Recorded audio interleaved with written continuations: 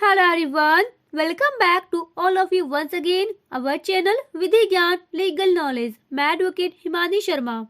आज हम डिस्कस करेंगे chapter 8 CRPC security for keeping the peace and for good behaviour, परी शांति कायम रखने के लिए और सदाचार के लिए प्रतिभूति। ये चैप्टर डील करता है धारा 106 से धारा 124 तक। दो तरह से सिक्योरिटी की बात की गई है, सिक्योरिटी फॉर कीपिंग पीस धारा 106 धारा 107 and security for good behaviour धारा 108 से धारा 110 तक। धारा 106 कन्विक्शन के केस में, 107 अदर केसेस में, 108 सीडिशियस मैटर, 109 सस्पेक्टेड पर्सन और धारा 110 हैबिचुअल ऑफेंडर्स के बारे में सिक्योरिटी की बात करती है। तो इन सेक्शंस को आज हम डिस्कस करेंगे। कई मामले ऐसे आए हैं जिनमें चैप्टर 8 की संवैधानिकता को भी चुनौती दी गई, तो उनमें से एक महत्वपूर्ण मामला है, वो देख लेते हैं। Madhu Limaye versus SDM Munger AIR 1971 supreme court. Madhu Limaye versus SDM Munger AIR 1971 supreme court. 5 जजों की संवैधानिक पीठ ने इस मामले को सुना और कहा कि चैप्टर 8 जो है ये फंडामेंटल राइट्स का वॉयलेशन नहीं करता है। अब देखते हैं धारा 106 दो सिद्धि पर परिशांति कायम रखने के लिए प्रतिभूति, security for keeping the peace on conviction. Subsection first कहता है कि जब कोर्ट ऑफ सेशन या court of first class magistrate, court of session या court of first class magistrate किसी भी व्यक्ति को दोषी सिद्ध करता है किसी अपराध या उसके दुष्प्रेरण के लिए। अब अपराध कौन से होंगे ये बताए गए हैं सबसेक्शन 2 में। तो पहले सबसेक्शन 2 को ही देख लेते हैं, कौन से ऑफेंस की बात की गई है। तो ये बात करता है आईपीसी के चैप्टर 8 में दिए गए कुछ ऑफेंसेस की, लोक प्रशांति के विरुद्ध जो अपराध हैं, लेकिन इसमें धारा 153 A, B और धारा 154 को शामिल नहीं किया गया है।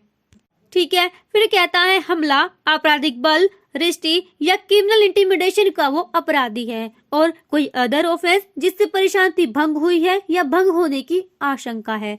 तो जब कोर्ट ऑफ सेशन या फर्स्ट क्लास मजिस्ट्रेट इनमें से किसी भी ऑफेंस को करने के लिए या उसका दुष्प्रेरण करने के लिए किसी भी व्यक्ति को कन्विक्ट करता है और उसको लगता है कि इस व्यक्ति से परिशांति कायम रखने के लिए सिक्योरिटी ली जानी चाहिए, तो वो सेंटेंस पास करते समय ही उसको ये ऑर्डर दे सकते हैं कि परिशांति कायम रखने के लिए एक बॉन्ड एग्जीक्यूट करो विद और विदाउट श्योरिटीज। कितने टाइम पीरियड के लिए होगा? नॉट एक्सीडिंग 3 इयर्स, 3 साल से ज्यादा की अवधि का नहीं होगा। अब देखते हैं subsection 3 if the conviction is satisfied, यदि दोष सिद्धि अपास हो जाती है, चाहे वो अपील पर या अदरवाइज कैसे भी हो, तो वो बॉन्ड जो एग्जीक्यूट किया गया था वो भी वॉइड हो जाएगा। कोर्ट ने दोष सिद्ध किया, साथ ही बॉन्ड भी भरवाया, तो जब दोष सिद्धि के अगेंस्ट अपील कर दी गई और अपील में क्या किया, सेटिस्फाइड कर दिया गया दोष सिद्धि को, तो वो बॉन्ड जो एग्जीक्यूट कराया गया था वो वॉइड हो जाएगा। ये कहता है सबसेक्शन 3। अब देखते हैं सबसेक्शन 4। ये कहता है कि अपीलेट कोर्ट और रिविजनल कोर्ट, अपीलेट कोर्ट और रिविजनल कोर्ट इस धारा के तहत सिक्योरिटी ली जाने का ऑर्डर दे सकते हैं। तो मेन पॉइंट जो धारा 106 से निकल कर आता है वो ये है कि 4 तरह के कोर्ट को पावर दी गई है सिक्योरिटी लेने की, court of session, court of first class magistrate, appellate court और रिविजनल कोर्ट। बाकी धारा 107 से 110 तक के जो प्रोविजन है उनमें केवल एग्जीक्यूटिव मजिस्ट्रेट को ही पावर दी गई है। अब देखते हैं धारा 107 अन्य दशाओं में परिशांति कायम रखने के लिए प्रतिभूति, security for keeping the peace in other cases. यहाँ पावर दी गई है केवल एग्जीक्यूटिव मजिस्ट्रेट को। सबसेक्शन फर्स्ट कहता है कि जब किसी एग्जीक्यूटिव मजिस्ट्रेट को कोई इत्तला मिलती है कि कोई व्यक्ति परिशांति भंग करेगा या लोक प्रशांति को डिस्टर्ब करेगा या ऐसा कोई रॉन्गफुल एक्ट करेगा जिससे ऐसी संभावना है, तो अगर एग्जीक्यूटिव मजिस्ट्रेट का ये ओपिनियन है कि प्रोसीडिंग करने के सफिशिएंट ग्राउंड है, तो वो उस व्यक्ति से अपेक्षा कर सकता है कि कारण बताओ कि क्यों ना तुमसे परिशांति कायम रखने के लिए एक बॉन्ड एग्जीक्यूट करा लिया जाए कि तुम परिशांति कायम रखोगे विद और विदाउट श्योरिटीज। टाइम पीरियड कितना होगा? नॉट एक्सीडिंग 1 ईयर, 1 साल से ज्यादा अवधि का नहीं होगा। केवल धारा 106 और धारा 110 में ही 3 साल का टाइम दिया गया है, बाकी धारा 107, 108 और 109 में 1 साल का टाइम दिया गया है। ठीक है, अब देखते हैं सबसेक्शन 2। ये कहता है कि एग्जीक्यूटिव मजिस्ट्रेट के सामने कार्यवाही तब की जाएगी कब, जब वो स्थान जहां परिशांति भंग होने की आशंका है उसके लोकल ज्यूरिसडिक्शन में आता हो। पहली बात। अब दूसरी बात यह है कि उस ज्यूरिसडिक्शन के अंदर ऐसा कोई व्यक्ति है जो बियॉन्ड ज्यूरिसडिक्शन परिशांति भंग करेगा या लोक प्रशांति को डिस्टर्ब करेगा या ऐसा कोई रॉन्गफुल एक्ट करेगा। तो अगर ये कंडीशन आती है तो एग्जीक्यूटिव मजिस्ट्रेट के सामने कार्यवाही की जा सकती है। अब देखते हैं धारा 108। राजद्रोहात्मक बातों को फैलाने वाले व्यक्तियों से सदाचार के लिए प्रतिभूति। Security for good behaviour from person disseminating seditious matter. Subsection first कहता है कि जब किसी एग्जीक्यूटिव मजिस्ट्रेट को कोई इंफॉर्मेशन मिलती है कि इसके लोकल ज्यूरिसडिक्शन में कोई ऐसा बंदा है जो ज्यूरिसडिक्शन के अंदर या बाहर ओरल, राइटिंग या अन्य किसी तरीके से कुछ मैटर्स को इंटेंशनली फैलाता है या फैलाने की कोशिश करता है या दुष्प्रेरण करता है और मजिस्ट्रेट के पास सफिशिएंट ग्राउंड है कि कार्यवाही की जाए, तो वो उस बंदे से ये कहेगा कि कारण दर्शित करो। सीधा सा अगर कहे तो कारण बताओ नोटिस जारी कर देगा कि क्यों ना तुमसे सिक्योरिटी फॉर गुड बिहेवियर एक बॉन्ड एग्जीक्यूट करा लिया जाए। कितनी अवधि के लिए? नॉट एक्सीडिंग 1 ईयर, 1 साल से ज्यादा की अवधि का वो नहीं होगा। अब देखते हैं कौन से मैटर की बात करता है ये सेक्शन। तो 3 पॉइंट दिए गए हैं। पहला पॉइंट कहता है कि ऐसे किसी मैटर को पब्लिश करना जो कि पनिशेबल है। कहाँ? आईपीसी के सेक्शन 153 ए, बी और 295 ए में। दूसरा पॉइंट कहता है कि कोई जज जब अपनी ऑफिशियल ड्यूटीज को डिस्चार्ज कर रहा है तो उससे रिलेटेड कोई मैटर जो क्रिमिनल इंटिमिडेशन या मानहानि के दायरे में आता है। तीसरा पॉइंट ये कहता है कि आईपीसी की धारा 292 में बताई गई किसी अश्लील वस्तु को बेचने के लिए कोई बनाता है, पब्लिश करता है, रखता है या इंपोर्ट एक्सपोर्ट करता है, बेचता है, भाड़े पर देता है, डिस्ट्रीब्यूट करता है। तो अगर एग्जीक्यूटिव मजिस्ट्रेट को इंफॉर्मेशन मिलती है कि इनमें से किसी भी मैटर को इंटेंशनली कोई फैला रहा है या कोशिश कर रहा है फैलाने की, दुष्प्रेरण कर रहा है, तो 1 साल के लिए सिक्योरिटी फॉर गुड बिहेवियर एक बॉन्ड भरवा लेगा, उसको राइट होगा। अब देखते हैं सब सेक्शन 2। ये कहता है कि no proceeding shall be taken under this section.